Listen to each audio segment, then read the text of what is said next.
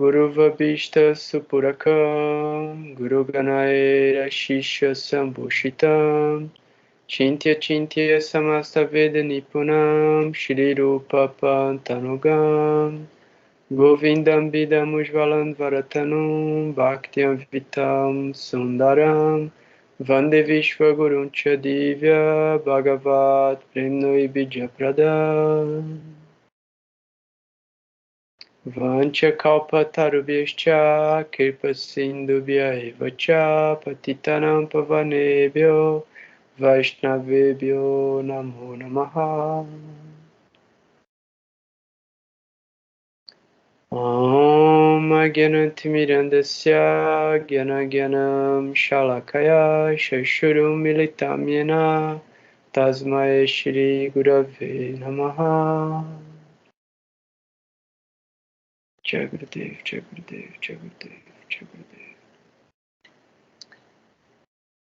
Muito boa noite a todos, saudações. Fico muito feliz que a gente está aqui mais um dia junto para falar sobre filosofia, falar sobre consciência, falar sobre astrologia, trazer os ensinamentos dos mestres espirituais, tentar colocar dentro da vida da gente um conhecimento prático da forma mais elevada de viver. Então, desde Prabhupada, né, que é o pioneiro no Ocidente desse conhecimento, ele já falava sobre uma forma prática de viver a filosofia. Então, vida simples, pensamento elevado, e aí a gente vai ajustando todas as nossas ações, todos os nossos pensamentos e todos os nossos desejos para uma forma realmente integral de existência. Então, integral no sentido de que todo mundo está conectado com todo mundo e com todas as coisas. Todas as coisas que a gente consegue conceber. Então, quanto mais a gente expande a nossa consciência, mais a gente se conecta com o infinito. E aí também Krishna fala, né? O infinito, ele se revela de acordo com a nossa entrega. Então, é impossível conceber o infinito, mas o infinito pode se revelar ao finito pela sua própria vontade. Tudo depende de se a gente está andando nessa direção. Então, o estudo de astrologia que a gente está fazendo, ele busca pelo propósito da nossa existência, entendendo o samsara, entendendo o ciclo de nascimentos e mortes, entendendo o karma que a gente traz e que naturalmente se manifesta como uma forma de purificação.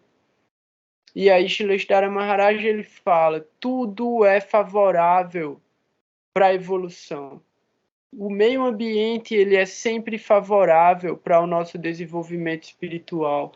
Então a gente tem que aprender através da experiência de tudo que acontece com a gente, o que é que faz com que a gente se conecte com a nossa verdadeira identidade através desses movimentos e através desses eventos. Então Krishna explica no Bhagavad Gita que tudo que a gente fizer, tudo que a gente desejar, tudo que a gente conseguir, a gente pode oferecer isso com amor e devoção para Ele, e a gente vai compartilhar dessa felicidade, porque quando a origem de tudo, né, quando a suprema personalidade de Deus está satisfeita, todas as entidades vivas estão satisfeitas. E aí a gente entra dentro das formas de se conectar com esse serviço. E aí a própria existência e a nossa configuração primária de karma, ela já indica quais são as porções dos modos da natureza que a gente carrega. Bondade, paixão e ignorância. Através das escrituras a gente já sabe que esses são os três aspectos primários da manifestação material da existência transcendental. Então, Vishnu mesmo, ele se manifesta, a suprema personalidade de Deus, né? Ele se manifesta em três parcelas, que aí é Vishnu, Brahma e Shiva. Brahma como o Deus Criador que se manifesta do umbigo de Garbhodakasha e Vishnu. Então, da flor de lótus do umbigo de Garbhodakasha e Vishnu, nasce Brahma, que é o Deus Criador do universo. E aí tudo o que Brahma cria, uma outra forma de Vishnu, que é Paramatma, entra dentro dessas parcelas e anima essas parcelas. Então a gente tem Brahma como o modo da paixão e o Deus Criador, Vishnu como a bondade e a manutenção, e Shiva como a ignorância e a destruição, para que tudo possa se renovar, e para que tudo possa se transformar, e para que tudo se regenere. Então a destruição é essencial. A forma pela qual a gente entende cada um desses três aspectos que se manifestam dentro do universo, a gente percebe como a gente pode se conectar com essas formas que são divinas e transcendentais. Então, no Bhagavad Gita, Krishna explica sobre os três modos da natureza material e no Srimad Bhagavatam, isso vai ser explicado várias vezes por diferentes situações. Porque Krishna fala Sankhya Yoga, que é toda a concepção dos yogas que estão divididos dentro do Bhagavad Gita. Esse mesmo conhecimento de Sankhya, ele já havia sido revelado antes por Kapiladeva para sua mãe Devahuti. Esse conhecimento já havia sido revelado antes por Narada Muni, e esse conhecimento já havia sido revelado antes pelo próprio Brahma. Então, a ideia é Sankhya Yoga é o conhecimento que revela a forma pela qual a gente pode se libertar do ciclo de nascimentos e mortes. Justamente no canto 3, no capítulo 26, a partir do verso 5, que é onde a gente vai continuar a leitura, Kapiladeva está explicando sobre os princípios da natureza material. E aí eu vou ler esses versos, que são os versos originais do Srimad Bhagavatam, que foram traduzidos por Prabhupada e comentados por Prabhupada, para que a gente possa entender justamente como essa escritura sagrada ela está intrinsecamente conectada com o estudo dos jyotis através de uma perspectiva espiritual. Então, é através dos modos da natureza material que a existência material se manifesta. Então, a gente entende que o universo material ele é formado por Prakriti, que é esse brilho, a refulgência de Deus, que é o aspecto feminino. Mas esse aspecto feminino, essa Prakriti, ela vai se dividindo em vários outros aspectos que vão se diversificando. Então, como isso acontece? É o que vai ser explicado por Kapiladeva para Devahuti, que está sendo repetido por Maitreya para Vidura e que está sendo repetido novamente por Kapiladeva para o Maharaj Parikshit.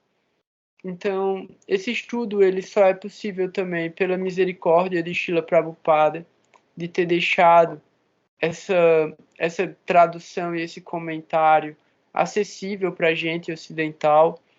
Então, todas as glórias são para Srila Prabhupada e que a gente possa fazer um bom proveito desse conhecimento transcendental. Então, o verso 5 é o seguinte: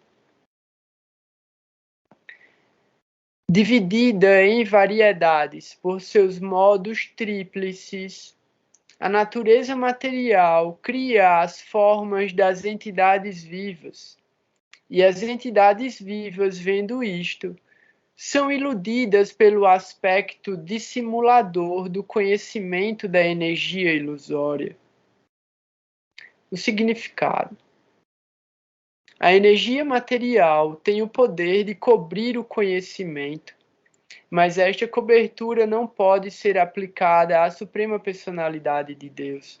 Ela é aplicável somente aos Prajna, ou àqueles que nascem com corpos materiais ou almas condicionadas.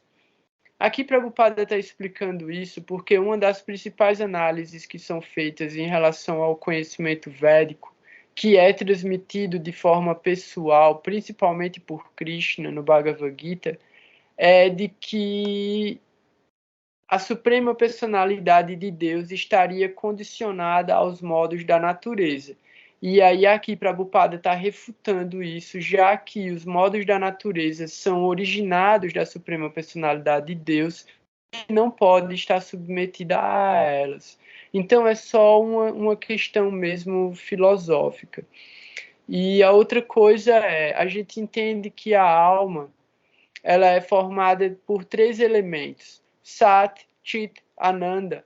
Então é eternidade, conhecimento e bem-aventurança. E logo no final do verso é dito: são iludidas pelo aspecto dissimulador de conhecimento da energia ilusória. E aí Prabhupada fala: a energia material tem o poder de cobrir o conhecimento. A energia material tem o poder de cobrir o conhecimento. Então, o Srila Sridhara Maharaj, ele já no primeiro capítulo da evolução subjetiva da consciência, ele explica que quando a alma ela entra dentro do universo material, a primeira coisa que acontece é que ela é encoberta por uma membrana que a individualiza. E essa membrana é chamada de Chidabhasa, que é o enevoamento da consciência. É quando a consciência perde a relação com os elementos dos quais ela é constituída.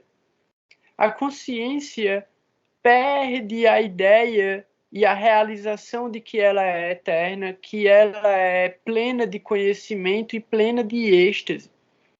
E aí, por causa dessa ilusão que é causada por esse enevoamento Chidabhasa, a alma adquire, a consciência adquire uma falsa identificação individual que é chamada de arrancar. Esse arrancar é uma forma de Vishnu na forma de Shiva. E aí é meio maluco de explicar isso, por quê? Porque Vishnu está no modo da bondade. Mas a alma individual, quando ela entra dentro do mundo material, ela quer se apropriar da energia material. Então ela está no modo da ignorância ou no modo da paixão. E aí o modo da paixão misturado com o modo da ignorância é Rudra. E aí é como fala que não tem diferença entre Krishna, entre Vishnu e Shiva. Eles são como o leite e o iogurte. Krishna, Vishnu é o leite e Shiva é o iogurte. Eles são diferentes, mas eles são iguais. Eles são diferentes por quê? Porque Shiva ele tem um ingrediente a mais que diferencia ele da forma original. Então esse ingrediente a mais é o arrancar, é a falsa identificação individual, é a energia da ignorância misturada com a paixão, que de certa forma é o que gera a criação. Porque a paixão é o que cria e a ignorância é o que destrói. Então tudo fica se criando e se destruindo o tempo todo através dessas consciências que assumem essa individualidade quando elas entram dentro do universo material. Então, quando o Prabhupada fala aqui que a energia material tem o poder de cobrir o conhecimento, ele está dizendo justamente isso. A energia material, ela encobre a alma e tira ela da percepção do conhecimento transcendental.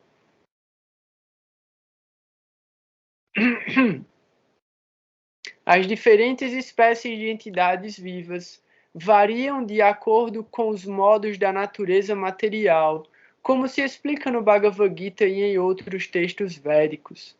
No Bhagavad Gita, capítulo 7, verso 12, explica-se muito bem que, embora os modos da bondade, paixão e ignorância nasçam da suprema personalidade de Deus, ele não está sujeito a elas. Em outras palavras, A energia que emana da Suprema Personalidade de Deus não pode atuar sobre ele. Ele atua sobre as almas condicionadas que estão cobertas pela energia material. O Senhor é o Pai de todas as entidades vivas, porque fecunda as almas condicionadas na energia material. Portanto, as almas condicionadas obtêm corpos criados pela energia material, ao passo que o Pai das entidades vivas está afastado dos três modos. A gente falou sobre isso no capítulo Prakriti Purusha Yoga do Bhagavad Gita. E a gente falou sobre isso também nos capítulos anteriores do Srimad Bhagavatam, quando fala sobre a criação. E aí fala sobre Purusha e a forma como essas entidades, essas almas entram dentro da criação de Brahma depois de cada devastação. Então, eu vou explicar isso rapidinho também, caso alguém tenha dúvida também pode levantar a mão e interromper, que é o seguinte: a gente já tem, de certa forma, uma ideia, se a gente não tiver a realização e a consciência, a gente tem uma ideia de que o nosso universo é temporário e que ele foi criado e vai ser destruído. E aí a ideia é do Big Bang e da aniquilação. Isso já estava escrito nos Vedas e isso já foi dito pelos sábios que acontece e já aconteceu milhares, infinitas vezes, dentro de infinitos universos que são criados por Brahma, tipo, criados por Vishnu, porque Kshirodakashayi Vishnu transpira e de cada poro dele sai uma gota de suor e essa gota de suor é um universo. Dentro dessa gota tem o Garbhodakashayi Vishnu, que é do umbigo dele que nasce Brahma, que cria o universo dentro dessa gota. Então são infinitas gotas que são infinitos universos. Dentro de cada um desses universos tem infinitas almas, infinitas consciências vivendo o próprio karma delas lá dentro. Elas estão presas dentro do samsara daquele universo. Aí aquele universo, como uma bolha de sabão, ela explode e acaba. Todas essas almas, elas vão dormir, que é a meta última do budismo, a meta última dos impersonalistas, que é o nirvana. É quando essas almas, elas adormecem. Elas continuam individualizadas, mas elas vão para um sono sem sonhos. Até que um outro universo cria as condições específicas pelas quais elas podem continuar com o karma que ela já tem acumulado. E aí ela nasce naquele universo para continuar o samsara dela até ela desenvolver devoção, bhakti. Quando ela desenvolver bhakti e acumular sukriti suficiente para ir para um dos planos Vaikuntha, porque aí os planos Vaikuntha estão além de Tatastha Shakti, que é a camada intermediária dessas criações materiais e que vai para o infinito, que vai para os planos onde não há nascimento, doença, velhice e morte. Então, dentro dos planos de eternidade, onde a alma, onde a consciência volta para a identificação de Satchitananda, e aí ela pode se manifestar dentro de qualquer tipo e qualquer nível de passatempo, diretamente com a Suprema Personalidade de Deus. Então, quando esse universo ele se destrói, essas almas adormecem e depois elas voltam e se manifestam de novo dentro de um outro universo. Então, esse processo ele acontece pelo controle dessa energia que é Mahamaya e Yogamaya, que são o aspecto externo, a potência externa de Deus, que controla toda a manifestação para a própria satisfação de Deus. Então, isso é o que Prabhupada está explicando aqui, quando ele fala, continuando, no verso anterior, declarou-se que a energia material foi aceita pela Suprema Personalidade de Deus para que ele manifestasse passatempos para as entidades vivas que quiseram desfrutar e se assenhorar da energia material. Então eu vou ler de novo. Declarou-se que a energia material foi aceita pela Suprema Personalidade de Deus para que ele manifestasse passatempos para as entidades vivas que quiseram desfrutar e se assenhorar da energia material. Este mundo foi criado através da energia material do Senhor para o gozo de tais entidades vivas. Porque este mundo material foi criado para o sofrimento das almas condicionadas é uma pergunta muito complexa.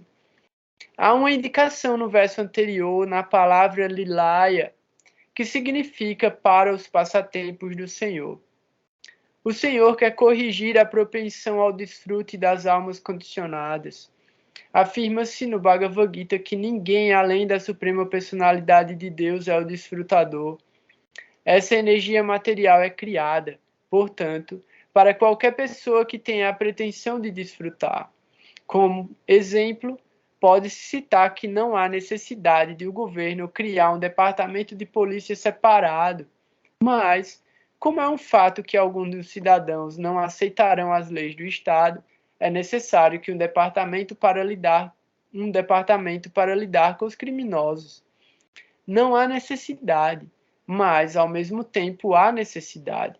Analogamente, não haveria necessidade de criar este mundo material para o sofrimento das almas condicionadas, mas ao mesmo tempo há determinadas entidades vivas, conhecidas como Nitya Baddha, que são eternamente condicionadas. Olha só, aqui ele está dizendo exatamente o que eu falei sobre a criação e destruição dos universos e as almas voltando. Por quê?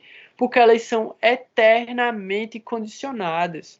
Mas é porque elas querem, porque elas não estão desejando a transcendência.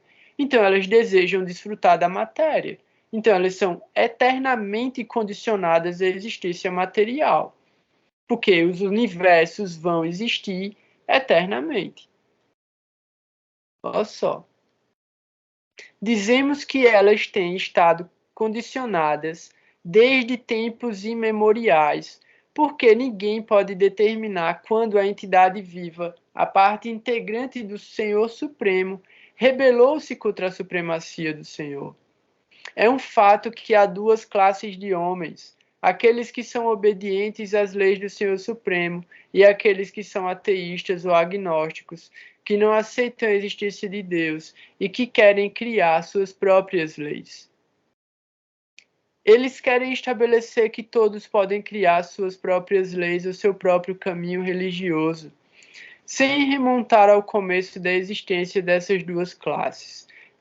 Podemos ter certeza de que algumas das entidades vivas revoltaram-se contra as leis do Senhor. Essas entidades são chamadas de almas condicionadas, pois estão condicionadas pelos três modos da natureza material. Portanto, as palavras Gunaer Vichitraha são usadas aqui. Neste mundo material, há 8.400.000 espécies de vida, como almas espirituais, todas elas são transcendentais a este mundo material.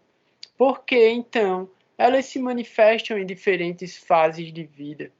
A resposta é dada aqui. Elas estão sob o encanto dos três modos da natureza material. Como foram criadas pela energia material, seus corpos são feitos de elementos materiais. Coberta pelo corpo material, a identidade espiritual fica perdida, e por isso usa-se aqui a palavra mumurre, indicando que elas se esqueceram de sua própria identidade espiritual. Este esquecimento da identidade espiritual está presente nas divas ou almas que são condicionadas, estando sujeitas a ser cobertas pela energia da natureza material. Jnana Guhaya é outra palavra usada nesse contexto. Guha significa cobertura. Como o conhecimento das diminutas almas condicionadas está coberto, elas se manifestam em muitas espécies de vida. Afirma-se no Srimad Bhagavatam, 7º capítulo do 1º canto, as entidades vivas estão iludidas pela energia material. Nos Vedas também se afirma que as entidades vivas eternas estão cobertas por diferentes modos e que elas são chamadas de entidades vivas tricolores, vermelhas, brancas e azuis. O vermelho é a representação do modo da paixão, o branco é a representação do modo da bondade e o azul é a representação do modo da ignorância. Esses modos da natureza material pertencem à energia material. Esses modos da natureza material pertencem à energia material e por isso as entidades vivas sobre esses diferentes modos da natureza material têm diferentes espécies de corpos materiais. Por estarem esquecidas de suas identidades espirituais, elas pensam que os corpos materiais são elas mesmas. Para a alma condicionada, eu quer dizer o corpo material.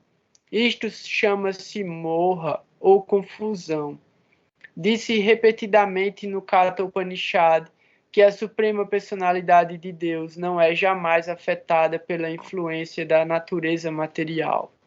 Ao contrário, são as almas condicionadas ou as diminutas partes integrantes infinitesimais do Supremo que são afetadas pela influência da natureza material e que aparecem em diferentes corpos sob os modos materiais. Sim, só o comentário de Prabhupada já é uma aula extremamente complexa, mas ele está explicando aqui de diferentes maneiras como acontece a manifestação das entidades vivas. Travou agora, quando eu terminei de ler? Agora voltou. Tu falou assim, aula extremamente complexa e deu uma travadinha. Ah, beleza. Então, justamente, é extremamente complexo, de certa forma, o que Prabhupada está falando, mas a gente entende como a alma vai manifestar e se manifestar de diferentes maneiras dentro da natureza material. A gente está estudando astrologia e a gente está olhando a manifestação dos seres humanos. Aqui, Prabhupada está falando que a pessoa pode vir desde um micróbio a um planeta. Então, assim, todas essas diferentes formas de manifestação da alma dentro do universo material. E ele está falando que pelas próprias escolhas, essas almas estão condicionadas, eternamente condicionadas a nascimentos na matéria. E isso é porque o desejo delas é de desfrute material, é de gozo dos sentidos.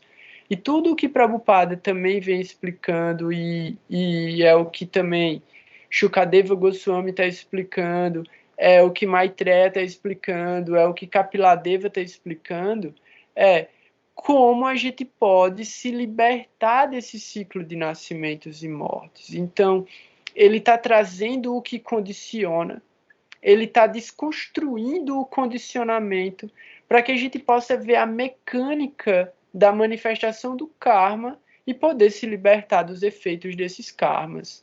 Então, é realmente muito interessante, né, que a gente consiga acessar esse tipo de conhecimento de uma forma tão prática. E a Alexandra levantou a mão e eu acho que tem uma pergunta aqui, e aí eu posso ler depois o verso 6. Alexandre perguntou se tem uma escala. Diz aí, Alexandre.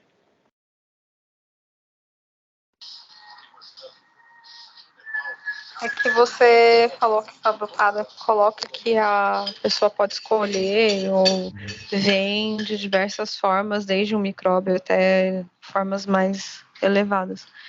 E eu queria saber se isso tem uma escala evolutiva mesmo.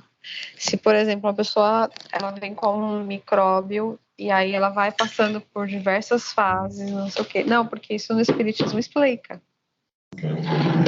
Sim. E aí, se depois ela involuir. A minha pergunta é se isso volta para trás ou se isso só continua adiante. Beleza, massa. É uma boa pergunta. Eu acho que já falou sobre isso alguma vez, mas é sempre interessante revisar esse assunto. A gente pode ter parâmetros materiais e criar uma escala, sim. Essa escala ela vai ser definida através de karma bom, karma ruim e sukriti, que é o mérito espiritual. De acordo com o karma bom, de acordo com o karma ruim e de acordo com o sukriti, você pode vir desde um rei a uma vaca, ao planeta, o corpo celeste, lua, você pode vir como uma nakshatra, e assim, o próprio Srimad Bhagavatam, ele fala de maneiras incríveis, como a mesma alma vem nascendo em diferentes momentos e vivendo passatempos incríveis, histórias muito incríveis. E aí, assim, evoluir não é possível. A gente tem que entender o seguinte: dentro de uma determinada escala, os humanos eles estão na plataforma mais elevada. E aí a gente vai ter uma explicação disso na Bíblia, né?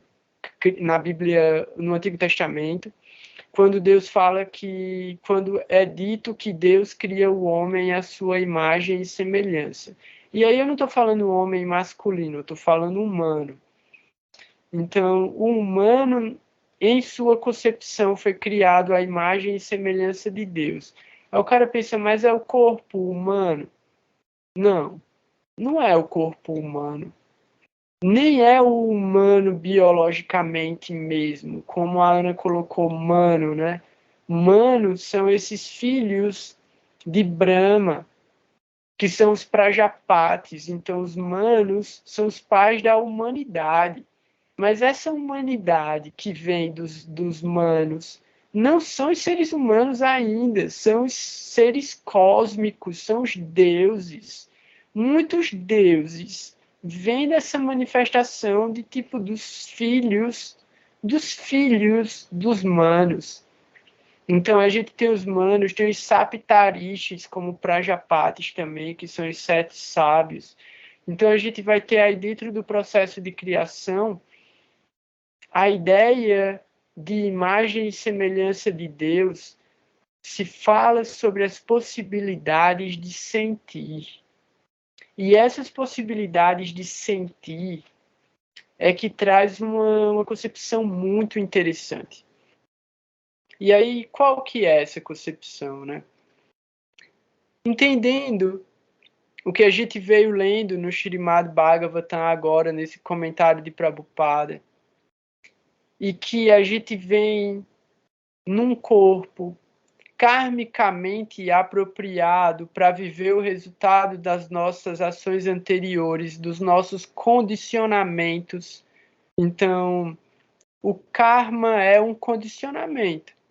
Como a gente estava falando antes, hoje ainda, antes de gravar, né? Por que é que a gente repete padrões de comportamento que a gente identificou já e que a gente conhece? E a gente repete? Porque a gente é condicionado. Então, o condicionamento que a gente tem através dos marcadores emocionais, ele atua atravessando a nossa mente. Porque se a mente é a responsável por essa processuação, né? essa capacidade de processamento, né? De dados e informações que levam para a ação, existe uma camada da atuação mental que é inconsciente. A gente pode até achar que sabe o que está fazendo, mas a gente está avaliando o nível mais grosseiro da ação. A gente não está avaliando o nível sutil. Por quê? Porque o nível sutil, ele só vem através da reflexão. Então, se a gente pensa e age, se a gente não reflete, se a gente não tem capacidade de introspecção, de autoanálise e de observar os marcadores, para justamente entender como a gente está pensando, como a gente está sentindo, para poder ter discernimento de como agir. E aí a gente vai encontrar realmente como ressignificar esses elementos que já estão dentro do nosso próprio condicionamento. Por quê? Porque está programado. E aí é onde eu vou entrar dentro da teoria computacional de um jeito bem rapidinho. Diz aí, Ana. E agora eu me perdi a palavra que tu falou, mas isso daí é aonde que acontece o destemor da casa 8. E se a casa 4 seria essa mente observável, ou mais facilmente observável, que muitas vezes nem é, né? Muitas vezes fica no automático. A 8 é mais profunda, né? E aí, para entender, para pelo menos saber o que tem nessa casa 8, tem que dar esse mergulho, senão... Né? Daí, tipo, o medo da casa 8 não serve para nada, para o autoconhecimento. Certo. Interessante essa tua fala, porque justamente, né, se a gente olha a casa 4 como essa mente objetiva, a mente percebível, a casa 8, ela traz um aspecto do inconsciente que está relacionado tanto à memória como à intuição.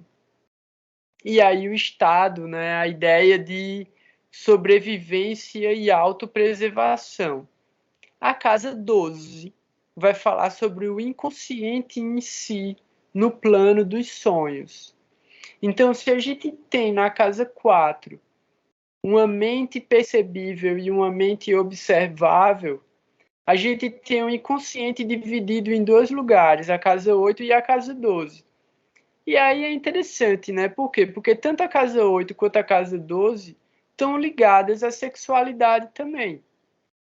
E aí esse campo de sexualidade como sendo um ativador inconsciente da própria energia da vida. Por quê? Porque ela é ativada através da casa 4, se a gente for considerar a Shilesha.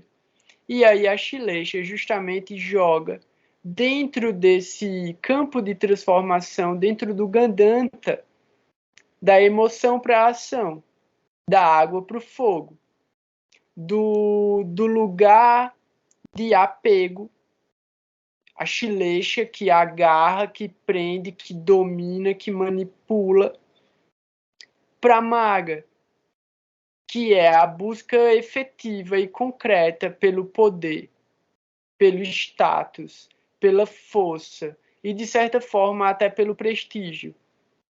Então, existe essa ativação energética que se manifesta de maneira direta, né? Se a gente vai pensar dessa forma também, dentro das casas Kendra, o efeito da 4, da 7, da 10 e do ascendente está totalmente conectado.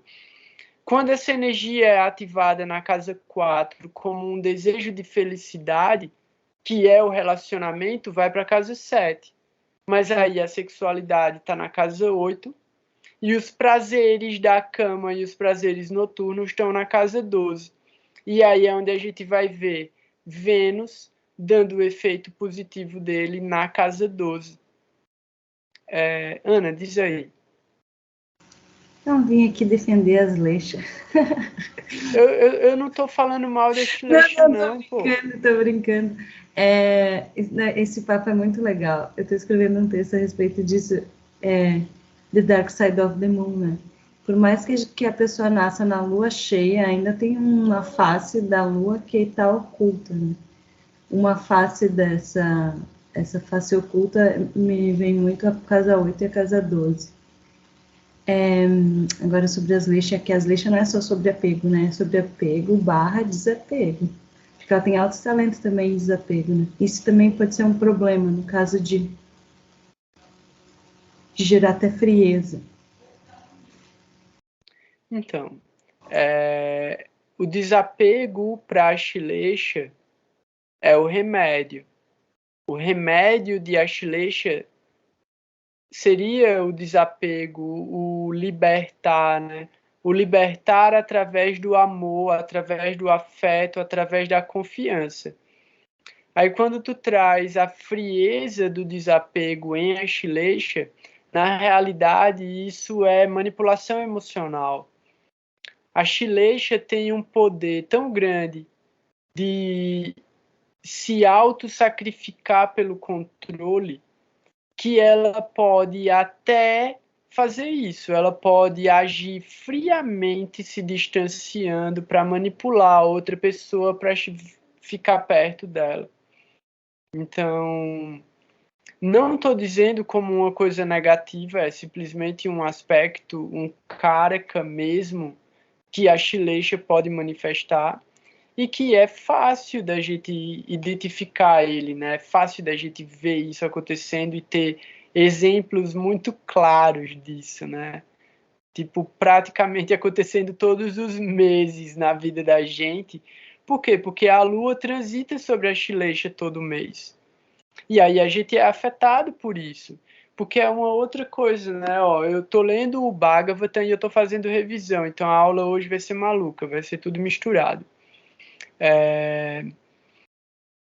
Os Karakas de todos os signos, de todas as nakshatras e de todos os padas se manifesta todos os meses dentro de configurações diferentes através das efemérides da Lua. Então, cada movimento que a Lua faz, ela ativa um karma. Só que quais são os marcadores emocionais que a gente já tem para esses karmas que a Lua está manifestando o tempo todo? Muitas vezes a gente nem vê acontecendo.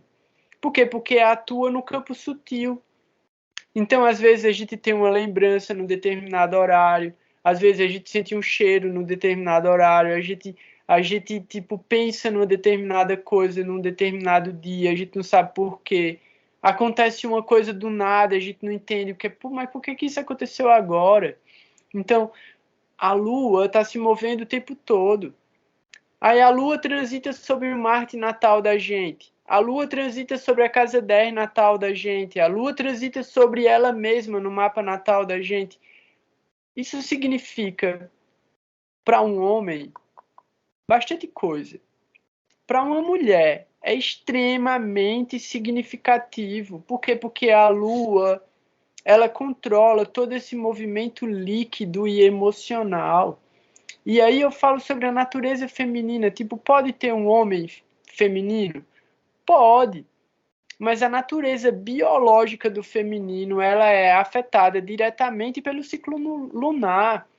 O homem reage a isso, mas a mulher é afetada diretamente. Então, assim, só tem eu e o Mohan aqui que tipo, realmente não consegue ter palavra dentro desse lugar. Mas vocês já têm a experiência prática disso e vocês podem se aprofundar dentro dos efeitos desses movimentos cíclicos e rápidos da Lua. Então, constantemente, todos os planetas estão gerando efeitos e transformando e trazendo karmas para a gente. Por quê? Porque os planetas são os fiéis depositários do karma. Seja bom, seja ruim, o planeta vai dar aquilo para a gente. Então, a gente tem que entender o que é que ele está dando e como utilizar isso da melhor maneira para que a gente possa pegar essa energia que pode ser benéfica ou maléfica e utilizar ela para a nossa evolução. E aí a gente só vai fazer isso através da autoanálise, a gente só vai fazer isso através de tipo realmente observar essas manifestações acontecendo dentro da gente e ao nosso redor. Então, eu continuo lendo. Eu só li, eu acho que 2 versos, né? Isso. Não, eu só li um verso. E o comentário de Prabhupada. Então eu vou ler mais outro verso. Vou ler o verso 6. E aí, é isso. Eu vou ler o verso 6 e eu vou ler já na sequência o verso 7 e o verso 8. Verso 6. Por causa de seu esquecimento, a entidade viva transcendental aceita a influência da energia material como o seu campo de atividades e, assim estimulada, ela aplica erroneamente as atividades a si mesma. Comentário de Prabhupada. A entidade viva esquecida pode ser comparada a um homem que está sob a influência de alguma doença e enlouqueceu, ou a um homem obsessionado, obsediado, né? Ou um homem obsediado por fantasmas que age sem controle e todavia julga-se controlado. Sob a influência da natureza material, a alma condicionada absorve-se em consciência material. Neste estado de consciência, tudo o que se faça sob a influência da energia material, a alma condicionada aceita como se fosse autoestimulado. Na verdade, a alma em seu estado puro de existência deve estar em consciência de Krishna. Quando a pessoa não age em consciência de Krishna, compreende-se que ela está agindo em consciência material. Não se pode eliminar a consciência, pois o sintoma da entidade viva é a consciência. A consciência material precisa apenas ser purificada. Libertamo-nos ao aceitarmos Krishna, o Senhor Supremo, como mestre e ao mudar o estado de consciência material para a consciência de Krishna. Então é interessante também que a gente entenda que Krishna tem muitas definições. Então, a gente está estudando dentro da concepção Gaudiya Vaishnava, distribuída por Prabhupada, distribuída por Srila Gurudeva, por Srila Siddhara Maharaj, por Srila Puri Maharaj, por Srila Bhaktisiddhanta, Bhaktivinoda Thakur. Mas cada pessoa vai ter a sua percepção e a sua conexão com o que é transcendental. E a partir dessa conexão é que cada um evolui.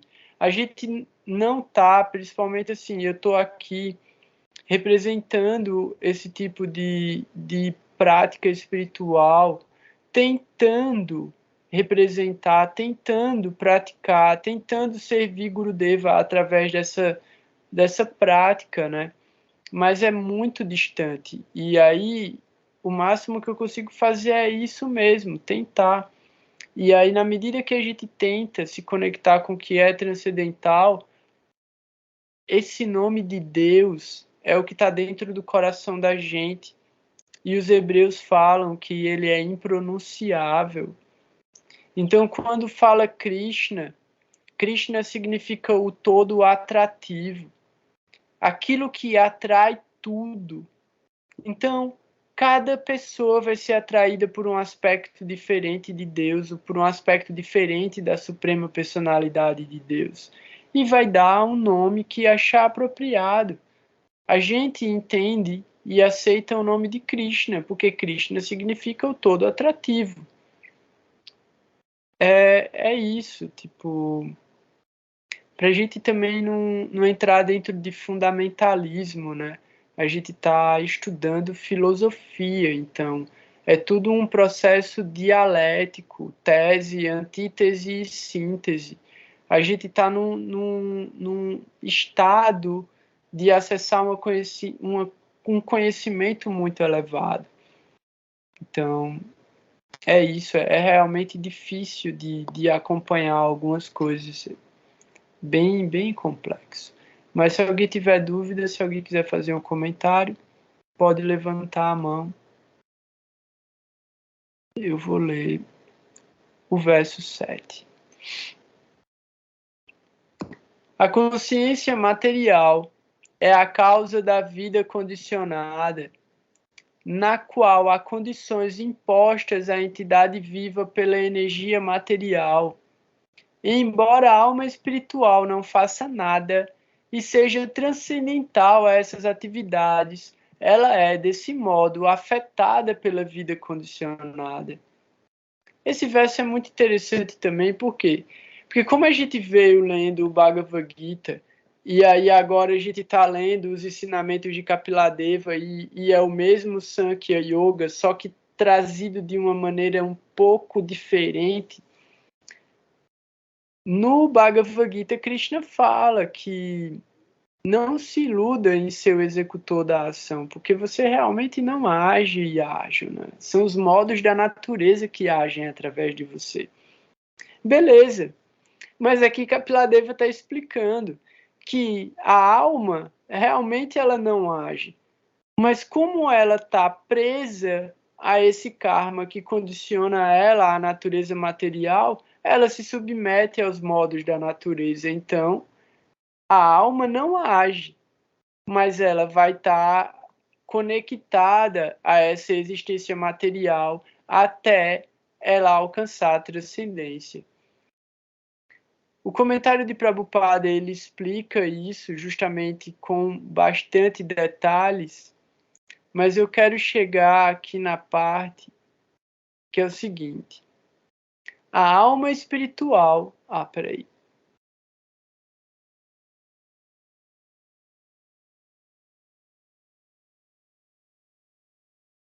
Cadê? Aqui. A alma espiritual é realmente Satitananda, eterna, plena de bem-aventurança e plena de conhecimento. Sob as garras de Maya, contudo, ela padece de contínuos nascimentos, mortes, doenças e velhices. Precisamos ser sérios em curar-nos dessas condições de existência material e transferir-nos à consciência de Krishna, pois, assim, nosso alongado sofrimento poderá ser mitigado sem dificuldade. Em suma, o sofrimento da alma condicionada deve-se a seu apego à natureza material. Deve-se transferir este apego da matéria a Krishna. E aí, como eu falei, deve-se transferir esse apego à matéria, a forma como a gente entende e se relaciona com o que é divino e se relaciona com Deus, né? Da forma como a gente entende e vê esse Deus.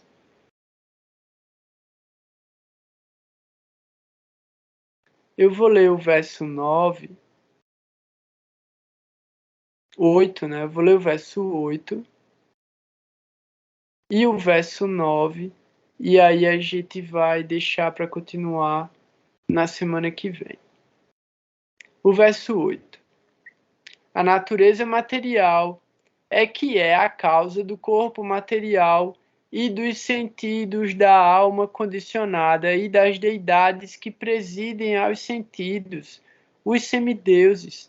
Assim, o compreendem os homens eruditos. Os sentimentos de felicidade e aflição da alma, que é transcendental por natureza, são causados pela própria alma espiritual. O comentário é o seguinte: no Bhagavad Gita disse que, ao descer a este mundo material, o Senhor vem como uma pessoa através de sua própria energia, Atma Maya. Ele não é forçado por nenhuma energia superior. Ele vem por sua própria vontade, podendo-se chamar isto de seu passatempo ou lila. Mas, nesse verso, afirma-se claramente que a alma condicionada é forçada a aceitar determinado tipo de corpo e sentido sob os 3 modos da natureza material. Este corpo não é recebido segundo sua própria escolha. Em outras palavras, a alma condicionada não tem livre escolha. Ela tem que aceitar determinado tipo de corpo de acordo com seu karma. Porém, quando há reações corpóreas como as sentidas na felicidade e na aflição, deve-se compreender que a causa disso é a própria alma espiritual. Se assim o desejar, a alma espiritual poderá mudar esta vida condicional de dualidades, optando por servir a Krishna. A entidade viva é a causa de seu próprio sofrimento, se bem que também possa ser a causa de sua felicidade eterna. Quando ela quer ocupar-se em consciência de Krishna, a potência interna, a energia espiritual do Senhor, oferece-lhe um corpo adequado. E quando ela quer satisfazer seus sentidos, se lhe oferece um corpo material. Assim, é de sua livre escolha aceitar um corpo espiritual ou um corpo material. Mas, uma vez que aceite o corpo, ela é obrigada a desfrutar ou sofrer as consequências. O ponto de vista do filósofo Mayavadi, um impersonalista, é de que a entidade viva goza de seus passatempos, aceitando o corpo de um porco. Entretanto, Não se pode aceitar essa teoria, visto que a palavra passatempo quer dizer opção voluntária pelo prazer. Portanto, esta interpretação mayavada é muito desencaminhadora. A aceitação forçada de sofrimento não é um passatempo. Os passatempos do Senhor e a aceitação da reação kármica por parte da entidade viva condicionada não estão no mesmo nível. Verso 9.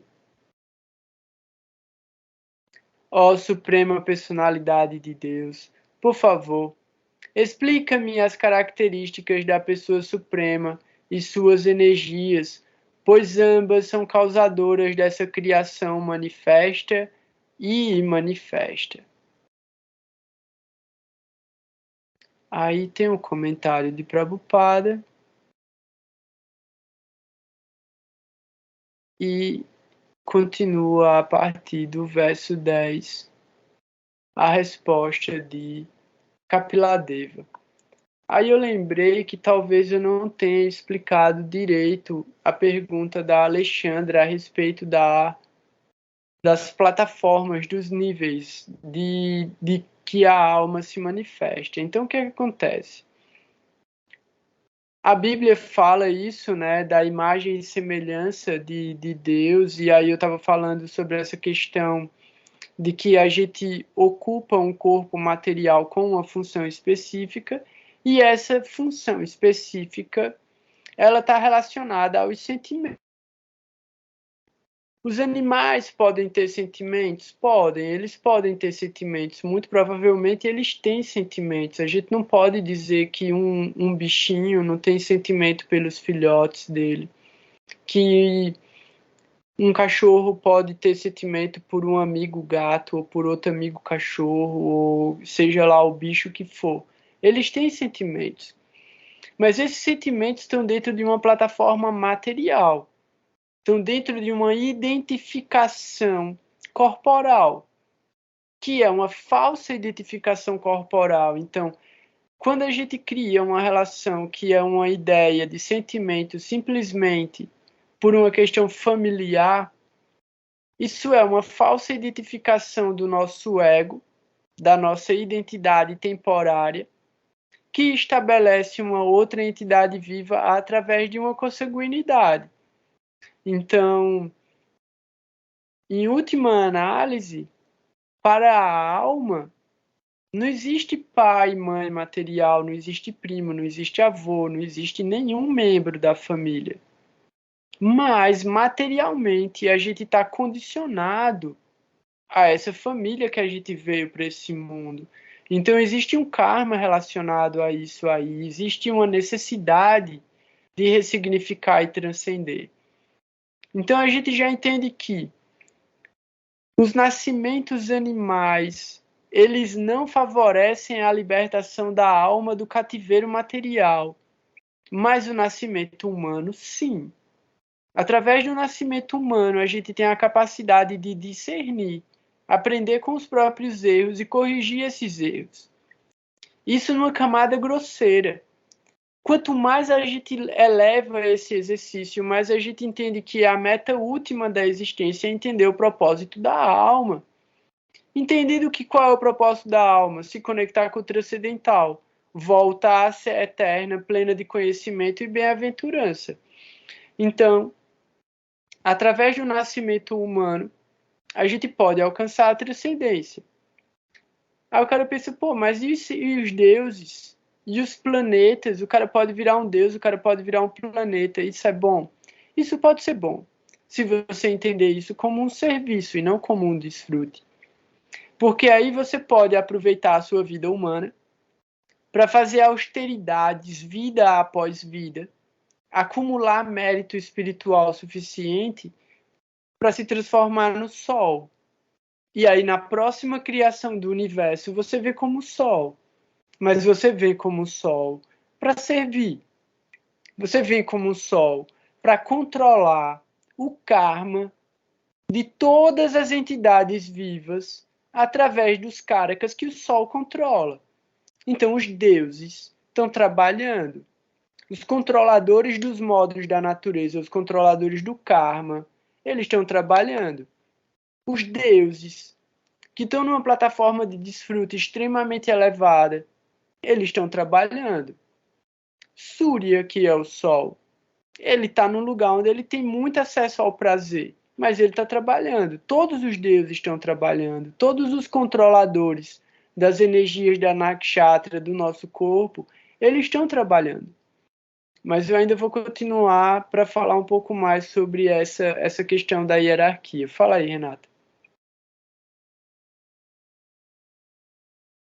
Então, sobre o karma, que Saturno é o planeta que vai mostrar onde, né, precisamos focar, assim, com relação a quais são os nossos karmas, ok. Mas, assim, com relação ao planeta combusto, seria também uma... Posso dar um exemplo? Pode dar um Para exemplo. você me dizer se está ok ou não. Então, é que assim, só a palavra karma não se refere só a Saturno. A gente usa erroneamente a palavra karma. Karma pode ser bom e karma pode ser ruim. O lugar onde Saturno está fala sobre algo que precisa ser purificado.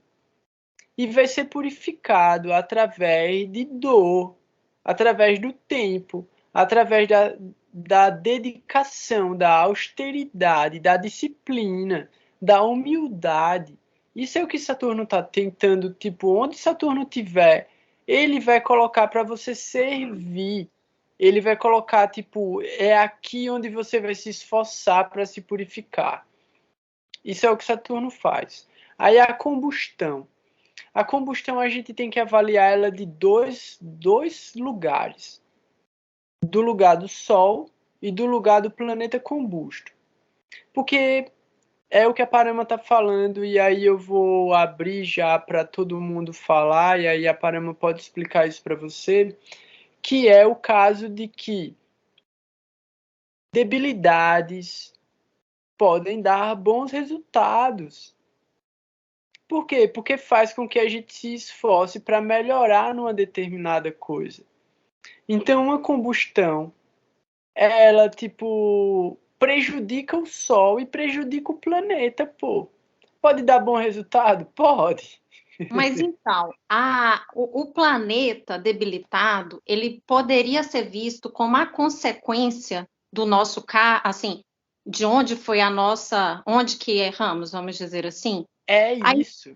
É exatamente isso. O planeta, onde quer que ele esteja, da forma que ele esteja, combusto, retrógrado, bem posicionado, mal posicionado, bem aspectado, mal aspectado, tudo isso é karma. Aí a gente vai para os mapas divisionais para tentar entender que tipo de karma é esse. Tipo, porque também tem as regras, né? Tipo, se o planeta tiver melhor posicionado no Navamsha do que no mapa natal, você já tem uma ideia aí de que essa pessoa veio para sofrer, mas que isso é um mérito espiritual dela para se livrar de um karma, que se ela tivesse uma vida boa, ela não ia se livrar. Fala aí, Ana. E Parama também já pode começar a se pronunciar aí para falar. Posso dar um exemplo? Fala aí, sim. Vamos pensar assim, Júpiter combusto em Escorpião poderia pensar na casa 5 em uso das ciências ocultas de forma maléfica? E a Lua sendo a mente vir debilitada ou não tem nenhuma... sobretudo em Escorpião, acho que dá para pensar assim. E aí Júpiter vindo combusto, que eu acho que esse exemplo é tipo assim, resume o que eu queria te perguntar, sabe? Aí Júpiter combusto mostrando isso, que usou um conhecimento espiritual elevado de uma forma, ou é muita viagem? Também na casa 5. Pode ser. As duas coisas podem ser. Só que isso pode ser justamente como um karma de uma ação que foi cometida e que você não precisa cometer mais, justamente agora que você assumiu e descobriu, né, acessou o conhecimento a respeito disso. E como a Parama falou, Escorpião pode trazer, sim, esse lugar de ciências ocultas, ocultismo, misticismo, magia, transformação, né? Transformação no sentido medicina mesmo, é uma magia. A farmacologia é uma magia. Então, a cura através das orações é uma magia.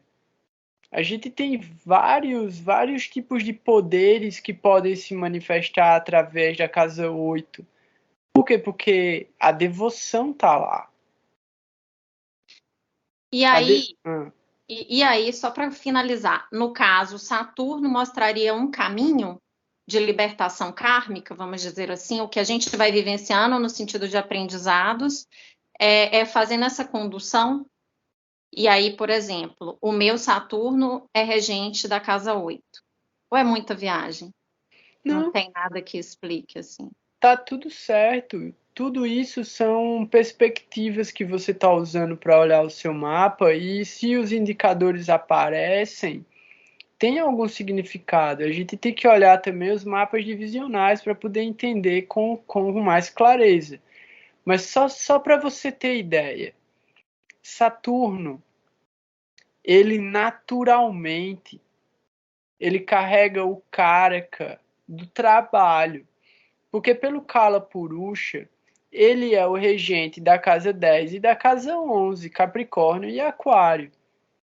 Então, quando a gente olha Saturno como esse realizador do esforço e o próprio que dá o resultado, porque a casa 11 é a casa que dá o resultado da casa 10, né? Então, os lucros como resultado do trabalho. Então, o lucro do Dharma é a virtude.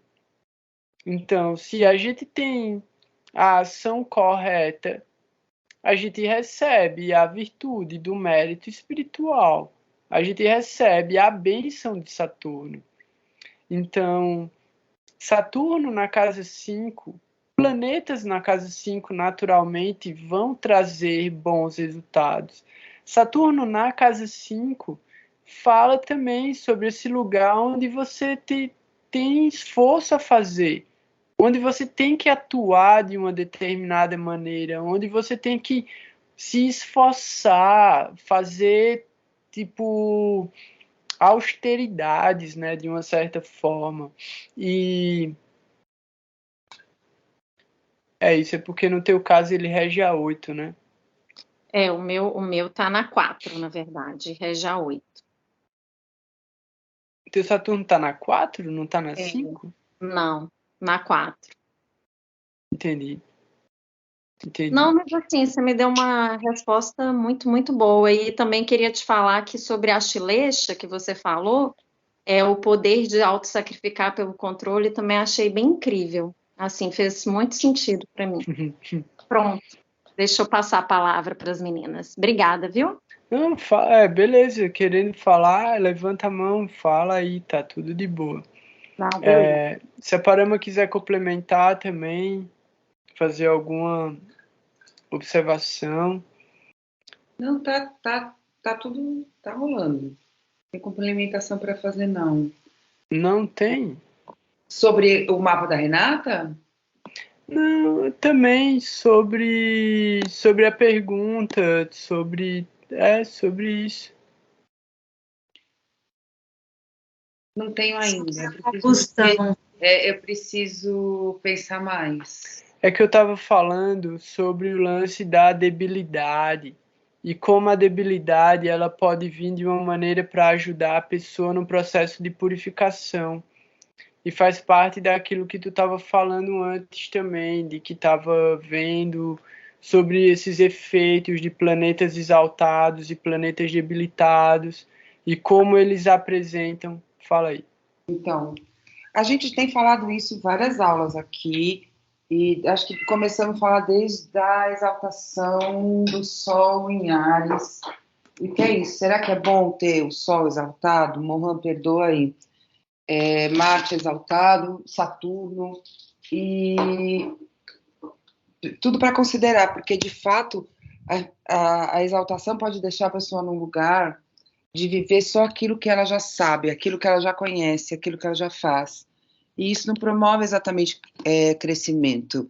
E também um planeta exaltado, ele vai trazer muita dificuldade, muita adversidade, muito enfrentamento para a pessoa se apropriar daqueles méritos que esse planeta pode dar. E um planeta debilitado, no caso especificamente que eu vi o exemplo era Marte, segundo Kshinati, imagino que tenha outras abordagens, mas ele vai gerar menos estrago. Claro que vai dar algum resultado adverso, mas com menos intensidade, menos turbulência. E no caso especificamente, quando eu estava falando da Lua, pensando que a Lua da Renata estava em Escorpião, esse é um vídeo lindo do Vicky de Cara defendendo a Lua em Escorpião, e como um lugar de sensibilidade, de intuição, sim, claro, muita emoção, mas também, como a Ana colocou antes, né? É a partir desse lugar, o desafio de controlar as próprias emoções, que pode levar a pessoa a um lugar de controlar tudo, né? De controlar os sentidos. Então, exaltação e debilidade, acho que a gente não precisa ficar preso no significado favorável ou desfavorável da palavra. A gente pode estender o nosso raciocínio. É isso. Ana?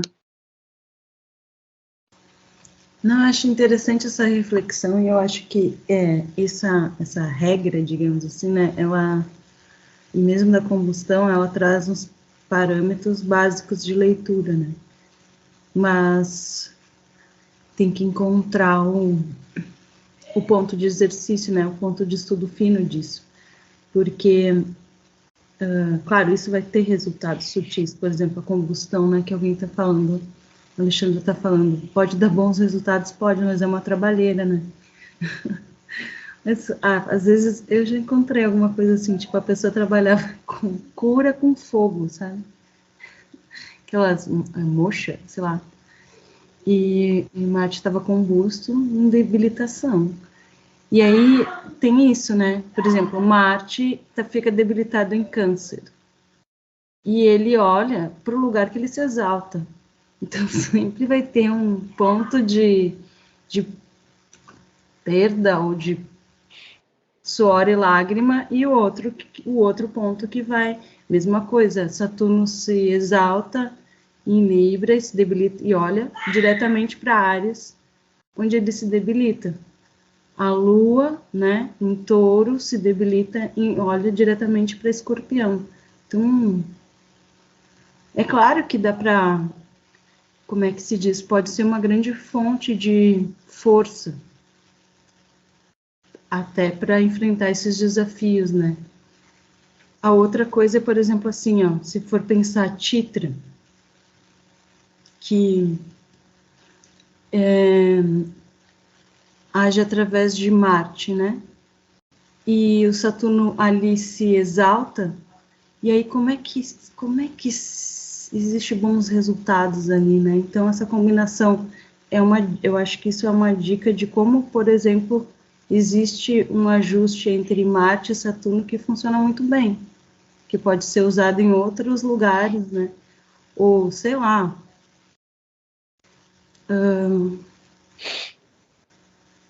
qual outro exemplo?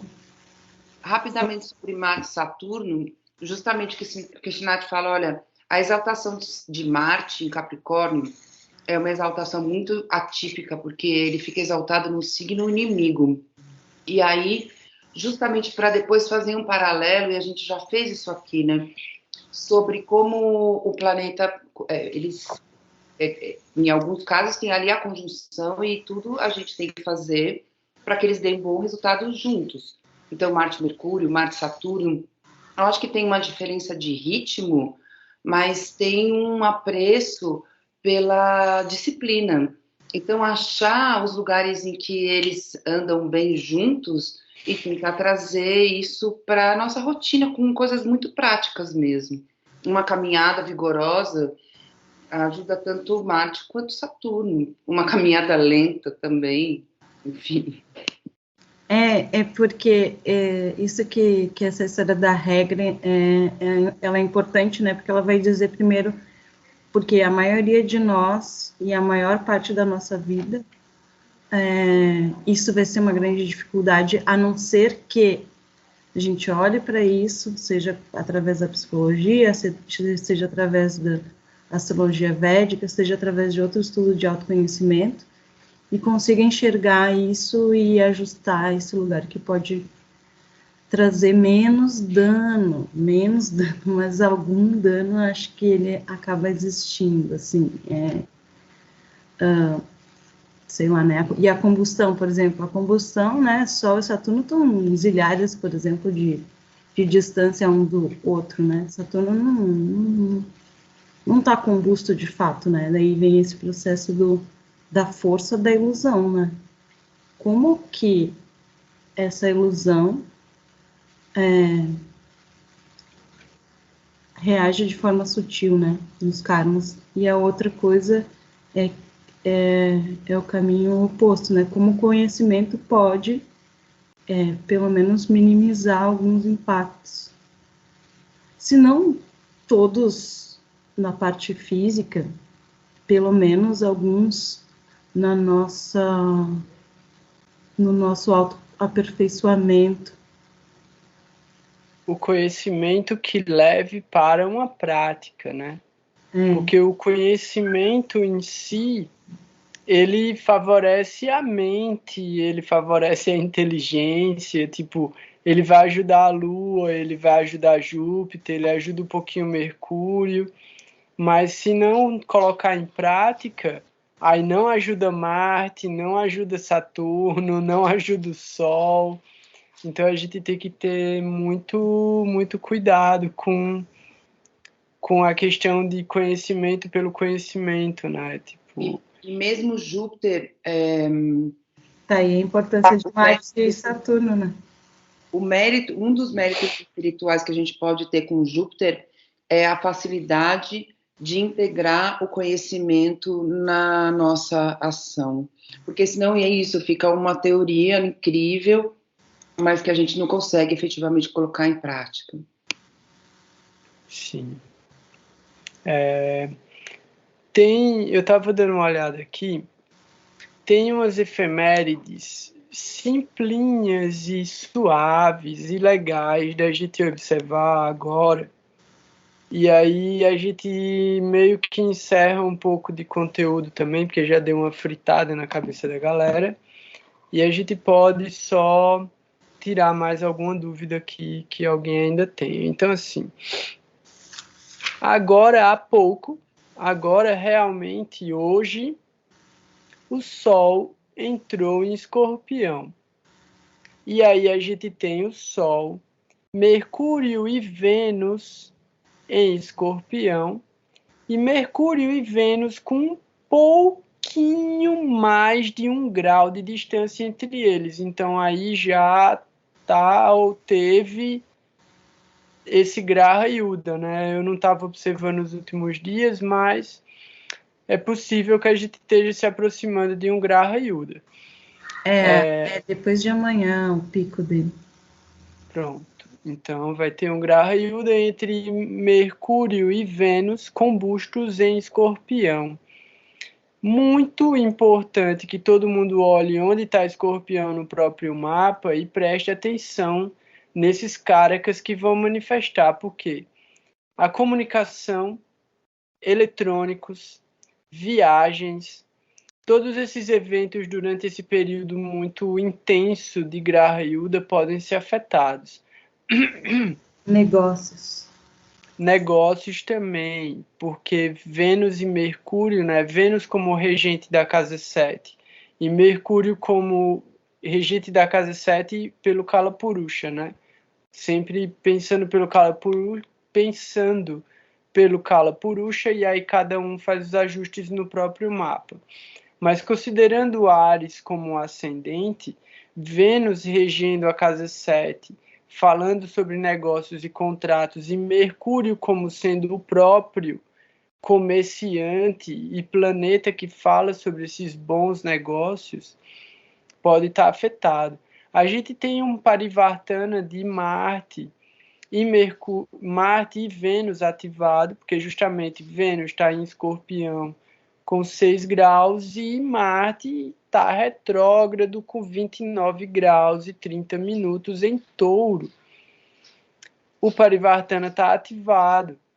Isso favorece e alivia tanto pelo Parivartana quanto pela oposição, porque são signos e planetas opostos complementares. Aí o cara fala, pô, complementaridade é bom. Complementaridade é a base do conflito, porque é o antagonismo no primeiro momento, até se encontrar o equilíbrio e se encontrar a harmonia. Então a gente tem que procurar justamente dentro desse período agora, já que as características venusianas vão estar combustas, a comunicação vai estar complicada, a inteligência também pode estar um pouco afetada. Como a gente pode indexar, né? Somar essas características de uma maneira positiva? Através do afeto, através do cuidado, através desse lugar venusiano de acolhimento. E aí em Escorpião, um lugar extremamente emocional. Então, tentar controlar os aspectos de ira, tentar controlar esse movimento de tirar as coisas que estão escondidas e tentar resolver algo que não está pronto para ser resolvido. Muitas vezes a gente está guardando emoções dentro da gente, achando que a gente vai conseguir corrigir isso através de cobrança do outro, e não vai ser assim. Então, acho que a Ana já tem um exemplo disso aí para trazer. Fala aí, Ana. Porque eu vi o vídeo da Camila, de Vênus e do Grahilde. É uma guerra planetária bem curta e, ao mesmo tempo, eles estão se distanciando do Sol. Então, a combustão está diminuindo. Ela já foi bem mais grave, está diminuindo, né? Ela coloca que também já estão fora do olhar de Ketu, né? Tem esse Parivartana, a Marte está no Touro, que pode ser a casa 2, pode falar de finanças e de contratos e de coisas relacionadas a finanças, né, dinheiro. E como é curto, acho que às vezes pode esperar um pouco. E assim, dia 18 é o pico, né? E dia 24, o Júpiter já está olhando direto para ali, com outro tipo de olhar, sabe? Ele já está olhando ali, só que ele está olhando de ré, né? E aí, então, ele vai ter terminado lá o desenho dele e vai estar olhando para aquele lugar com uma boa perspectiva. Então, às vezes, esperar 2 dias para resolver algum negócio, para assinar alguma coisa, é bem interessante. Sim.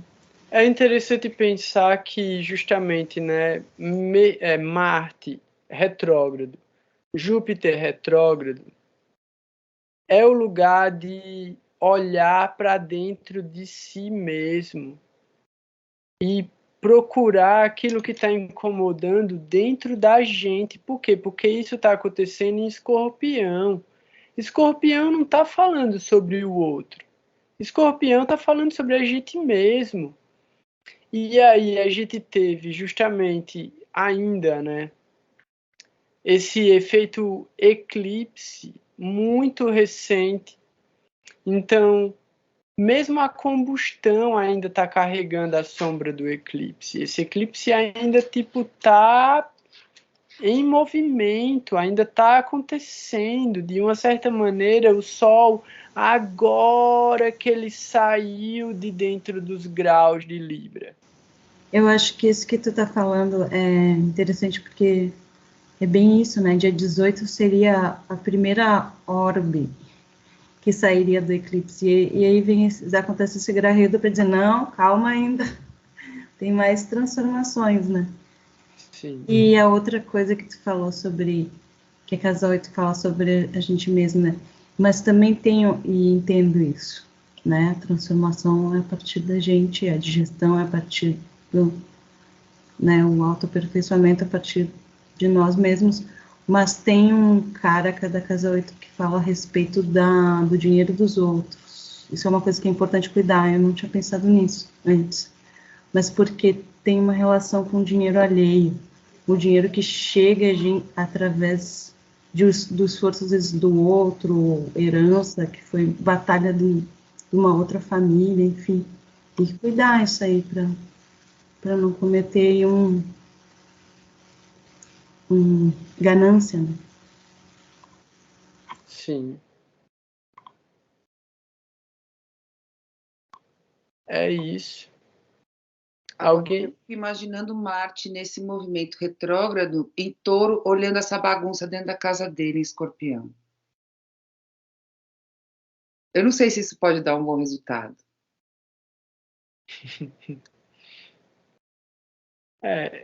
Tem que dar, né?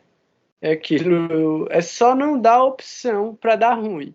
Se você não dá opção para dar ruim, não pode dar ruim. Tipo, é simples assim, tá ligado? Tipo. É que as coisas de Escorpião ninguém gosta de olhar muito. Essa coisa da Casa 8, das coisas de Escorpião, é um negócio assim. Pá, se tem alguém para fazer esse trabalhinho por mim. Tem alguém para limpar a sujeirinha debaixo do tapete, a sujeirinha de trás do vaso sanitário, sabe? É um lugar que as pessoas estão perdendo medo ou tendo mais vontade de olhar para. Eu acho que já tem uma consciência maior sobre a não necessidade da culpa e da vergonha, que são muitos aspectos da Casa 8 e de Escorpião, da necessidade de transformar isso e também de aceitar a Casa 8 na gente, né? Sim, então, por exemplo, eu quis dizer assim, ó, que como existe digamos, um senso comum que não gosta muito desse trabalho e que tem vergonha, que faz escondido, enfim, as coisas da Casa 8. Algumas coisas da Casa 8, né? E isso pode ser difícil. Pode. Agora, se tu tem essa coisa do, por exemplo, a pesquisa fica perfeitamente benéfica aqui, investigação, né? Pesquisa, aprofundar em qualquer coisa que queira aprofundar, é a hora. Meditação. Enxergar aquilo que não estava ali, meio no cantinho. Você fala, pô, mas estava aí o tempo inteiro? Tava aí. Agora o sol vai... E aquilo que o Gora falou, né? O eclipse está em andamento. Ele levou o humor para dentro do Escorpião, onde, aliás, foi o eixo do ano passado. Então, ainda tem... Acho que é bem essa coisa de Escorpião e da Casa 8. Ainda tem uma coisa no fundo que pode ser, deve ser, né, transformada.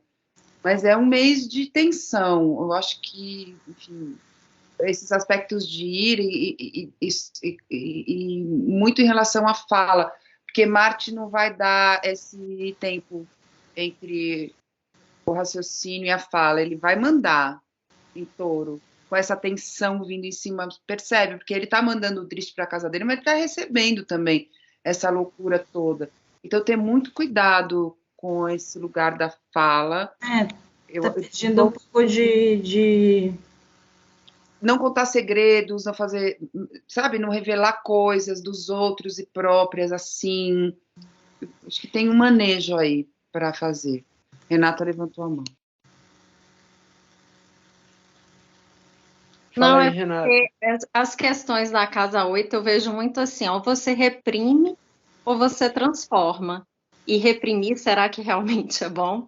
Porque eu acho que tudo que se reprime é o que eu, né, da minha leitura antes de começar a gravar, é isso.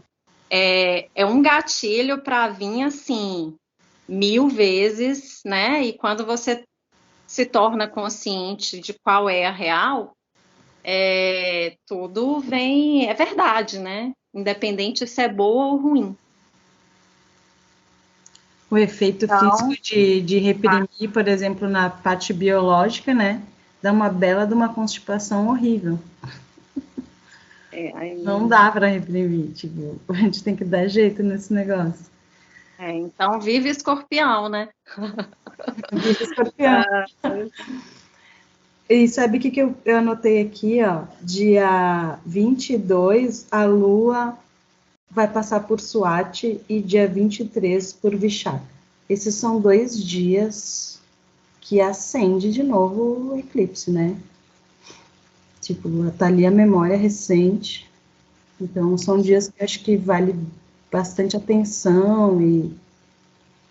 E quando passar por Barani também depois, então, assim, é aquilo que eu falei lá atrás, né? Tipo, todo momento a Lua tá ativando karma. Todos os planetas estão ativando algum karma.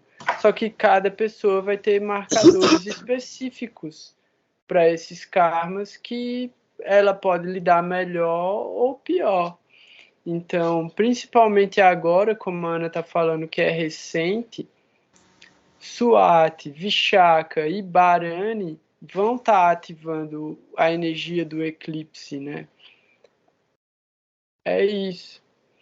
Eu queria trazer um mapa rapidinho, posso? Luiz Inácio, nosso presidente eleito, para dar exemplos do que a gente falou hoje. Então, o Sol está debilitado em Libra e exaltado porque está no Lagna. E aí eu não preciso descrever o Lula, independentemente de qualquer posicionamento político, considerar o carisma dele, sim ou não. E ele tomou um eclipse na cabeça 2 dias antes da eleição. E aí a gente está vendo já os efeitos de transformação que ele mesmo está propondo e o entorno dele, porque ele foi girando essa energia.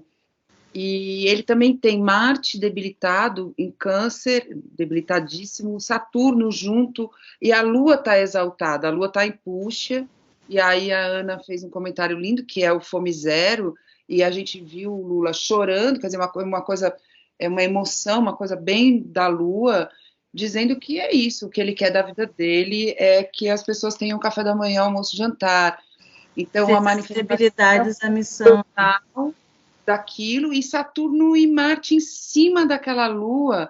Então, assim, a Lua exaltada, Marte debilitado, Saturno em cima para ajudar a história, Saturno em Câncer é difícil, e quanto tempo ele precisou para transformar isso tudo na pessoa que ele é hoje, e, enfim, o tipo de renascimento que ele promoveu. Então, isso só para a gente pensar num exemplo aí que está aí, do que é de exaltação e debilidade rolando tudo ao mesmo tempo agora em alta velocidade, com Saturno em cima. Eu pensei exatamente nisso quando a gente estava falando. Mas fala, pensei assim, deixa alguém de Escorpião que é mais corajoso falar. Não, mas olha só. Alguém com Marte e Escorpião, que só Escorpião não dava. Olha, mas isso é bem interessante. E também tem outro dado, que muitos presidentes e reis, é comum isso, ter marca de eclipse, ter marca de Sol em Libra, que fala justamente do rei no meio do povo, né? Na feira. Sol na também. Comila diz que vários chefes de Estado têm Sol na 12, porque aí qual que é? A pessoa vai entrar em contato com o poder mesmo e vai entender que ainda assim ela é só uma pessoa, que ela tem dor igual todo mundo, que ela acorda de madrugada angustiada, que não adianta nada, aquele poder não vai salvar a vida de quem ela ama, não vai impedir. Assim, é o poder que não é poder nenhum. Então, aí isso reconfigura o aprendizado da alma. Eu não sei se vai funcionar para a mesma encarnação, mas eu imagino que atualize o sistema para a próxima, sabe? Sobretudo sendo a 12, né? Nesse caso específico. E isso aqui é outra coisa que eu pensei, será que tem astrólogo védico lendo o mapa dele? Porque ele tem feito umas falas. Ele tem. A gente faz a análise e depois ele fala as falas. Eu acho que é aquilo que a gente já comentou também, é a manifestação dos modos da matéria ali, ó, rolando solta. Alguém falou para ele, ó, tem a lua em Puxa, tua missão, é com a nutrição e a educação. Eu acho que isso está dentro dele e, enfim, bom. A questão toda é a gente saber. A gente está tentando encontrar dentro dele os caras que já estão se manifestando naturalmente, tá ligado? Então, é isso, a gente vai ver, porque tá lá, já tá acontecendo. Que ele pode ter um astrólogo ou vários astrólogos perto dele, ele deveria ter, inclusive. O Putin tem, a rainha da Inglaterra tinha, tipo, todos esses malucão tem, né? Os caras que estão ali dando toque. É fácil que Lula tem, não sei quem é, mas é bem fácil que ele tem, que ele já está esperto nessas coisas também. Então, eu queria perguntar, tipo, se está tudo bem, todo mundo conseguiu acompanhar. Lembrar que a gente vai, nesse próximo sábado, compartilhar no grupo o link para começar uma revisão profunda. Então, eu trouxe algumas coisas. Casa 8 aí. Não, tipo, Sol entrou em Escorpião, Vênus em Escorpião, Mercúrio em Escorpião. Se não aproveitar agora, é melhor se aposentar. Então, assim. E olha a sala cheia. Hã? E olha a sala cheia. Pois é, né? Então, agoniou, alguma coisa agoniou. Vamos aproveitar, vamos chamar o pessoal que tiver interessado em começar a estudar, porque a oportunidade é agora. Esse eclipse abriu a janela de tipo, aproveita que agora as coisas vão começar a se alinhar e vão começar a realmente a dar resultado para quem está buscando pela evolução da alma, buscando pela evolução da consciência, através do conhecimento espiritual, através da misericórdia dos mestres espirituais, através da boa associação, através da ação correta. Então, o estudo é para isso. A gente está buscando encontrar a melhor forma de agir no mundo material para que a gente possa evoluir espiritualmente. Então, chama quem quiser estudar. A gente tá junto, todo mundo tá dentro do grupo, então escreve mensagem no grupo, coloca dúvida, pede ajuda, que a gente vai se falar e a gente vai tirar essas dúvidas, que a gente tá aqui para isso. Fala aí, Ana. De repente fazer um post, alguma coisa assim, para fazer uma chamada ali, a gente dispara todo mundo que quiser, né? Uhum. Para fazer uma chamada geral e aí as pessoas que se interessem também.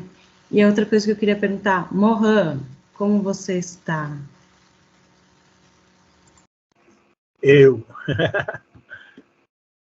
Ó, vou ligar minha câmera aqui. Você vê bem. Eu tô vendo só metade do meu olho aqui. Assim que aparece para vocês também? Boa, não, tá aparecendo tudo.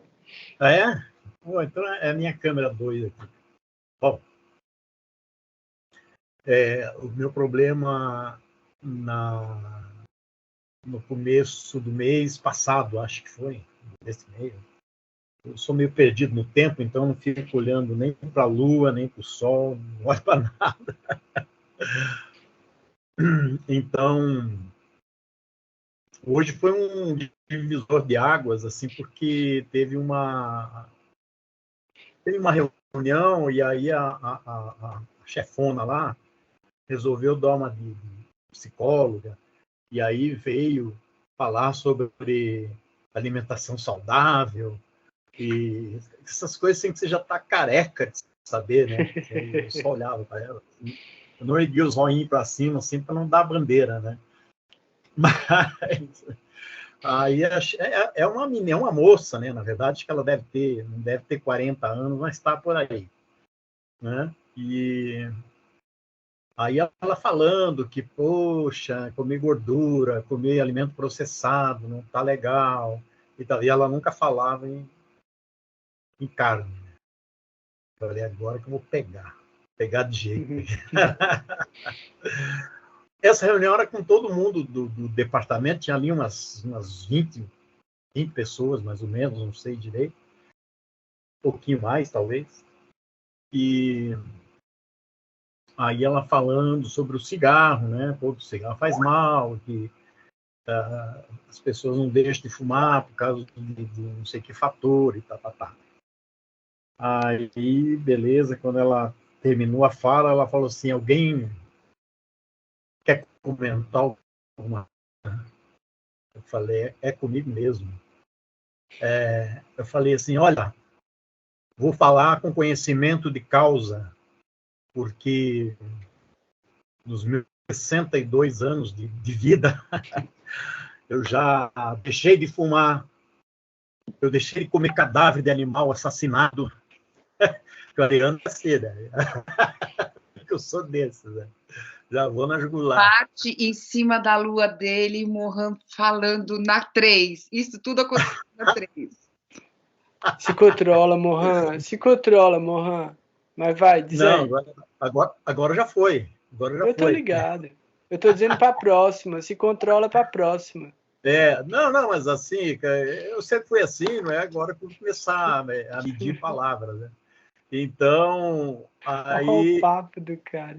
Para acabar o negócio, porque estava meio rápido, podia ter falado mais, né? E daí ela pediu, vamos acelerar porque eu tenho compromisso, não sei o quê. Tá. Aí falei, foi bom que você falou em cigarro, em deixar de fumar, porque você vê, nosso amigo aqui contou que ele deixou de comer gordura, deixou de beber e deixou de um monte de coisa, mas não deixou de fumar. Então, a decisão de você ter uma alimentação saudável, ela parte do mesmo princípio que deixar de fumar. Você simplesmente diz, eu não fumo mais, e acabou. Aí você começa a cultivar uma saúde. A mesma coisa é com comer cadáver, a mesma coisa é com comer alimentos transgênicos, porque o pessoal diz que é melhoria genética, mas não, isso é uma mutação genética que as pessoas estão comendo ali, não sabem o que vai dar. E tal, né? Aí, beleza, acabei. Aí ela falou assim, gostei muito da sua explanação. Falei, tá bom. Aí, tá vendo? Então hoje foi um divisor de águas da minha... Eu estava meio isolado, assim, daquela galera. Aí, no fim, ela falou assim, olha, todo mundo pode se abraçar. Aí fui lá, abracei todo mundo, e aí quebrou um pouco o gelo, né? Mas o fato de eu ter sido enviado para um lugar que eu não queria me deixou muito puto, né? Então, agora já estou mais ou menos. E a Lua passou por Asleixas, né? Daí todo mundo se abraçou no final. Só chega o Escorpião junto com a Lua em Maga. Vocês viram isso? A Lua deu 0 graus em Maga e o Sol 0 graus em Escorpião, assim, em menos de meia hora. A transformação boa aí, já conquistou o coração do Mohan. Aí, já deu resultado bom. Então daí aquela espécie de depressão, assim, já não está tão batendo tão forte assim, né? Mas ainda não está 100%. E aí a gente tinha marcado de trocar uma ideia, bater um papo. Talvez fosse aqui mesmo, eu não entendi muito bem, assim, se a gente ia conversar. A gente vai falar, é o lance do estudo de gerar os mapas e fazer a observação dos caracas dos mapas e relacionar com os membros da família. A gente vai falar sobre isso no grupo e a gente marca o dia de fazer esse estudo específico do karma e dos entrelaçamentos familiares. A constelação familiar. Não, constelação não, bicho, não escolhendo. Mas a gente vai... Only a joke. É um tipo de sinastria, mas não é sinastria amorosa. Então, é só os entrelaçamentos e os karmas. Não tá dando para ouvir, não. Então é isso. Não é amorosa. Amorosa no sentido de relacionamento íntimo amoroso. É Ela se familiar. mata de rir, ó. Imagina se eu falar do Frank Sinatra. Melhor não, melhor não. Então, eu quero mais uma vez agradecer todo mundo, fico super feliz. Hoje a gente estava em boa associação, bastante gente junto. Espero que tenham ficado muitas dúvidas, porque aí vocês voltam na semana que vem.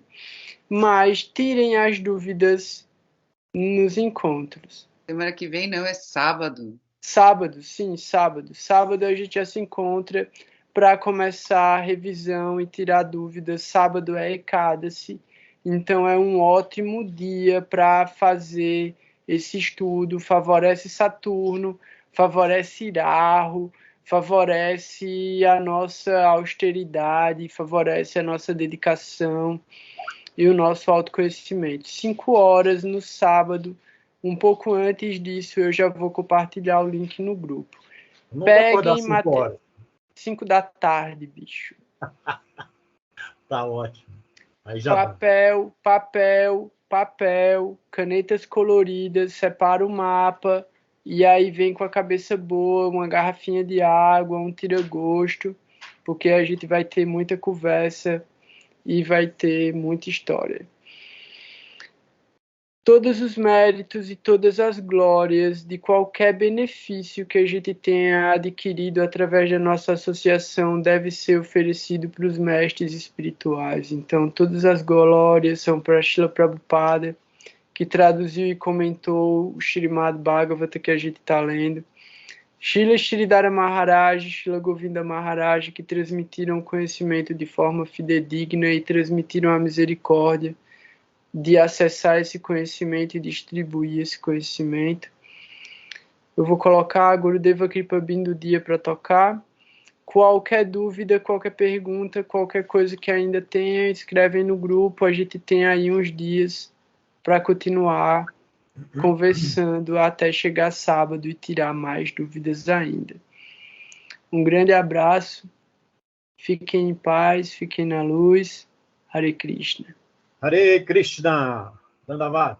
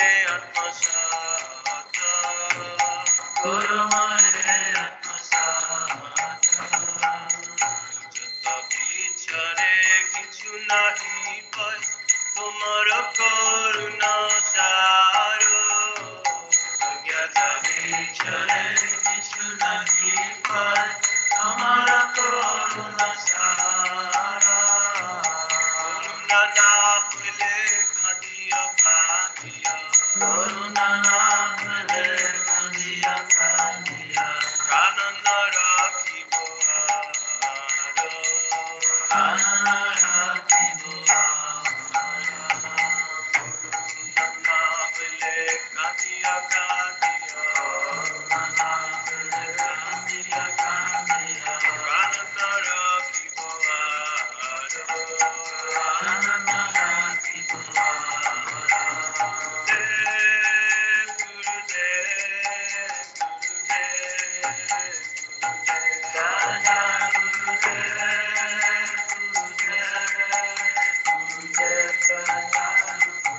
Joy Joy Gurudev